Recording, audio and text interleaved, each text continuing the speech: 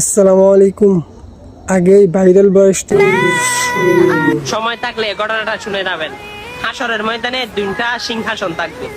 একটি সিংহাসনের মধ্যে রব্বে করিম বসবে, 1,24,000 নবী রাসূলরা থাকবে। তারা বলবেন, ইয়া রব, আজকে দেখতেছি দুইটা সিংহাসন, একটার মধ্যে আপনি আর একটার মধ্যে কে বসবে? তখন চারিদিক থেকে ফেরেশতারা দোপনি শুরু করবে, ইয়া রাসূলুল্লাহ সাল্লাল্লাহু আলাইহি ওয়াসাল্লাম, লাব্বাইক ইয়া রাসূলুল্লাহ, মুহাম্মাদুর রাসূলুল্লাহ সাল্লাল্লাহু আলাইহি ওয়াসাল্লাম। তখন আদম থেকে ঈসা রূহুল্লাহ পর্যন্ত নবীরা বুঝতে বাকি ছিল না সেই সিংহাসনের মালিক হবে তিনি হচ্ছে আমার আপনার নবী হযরত মুহাম্মদ সাল্লাল্লাহু আলাইহি ওয়াসাল্লাম। আপনার ভাগ্য কি রকম হয়তো আপনি জানেনও না, সেই নবীর উম্মত হয়েছে। হ্যাঁ, আমার নবীর সম্মান কত দে আকাশ চুম্বি পর্যন্ত, আল্লাহু আকবার। হ্যাঁ, সে নবীর উম্মত হয়েছেন। সে নবীর উম্মত যেহেতু হয়েছেন, 10টি পৃথিবীর সমান একটি জান্নাত আপনার জন্য।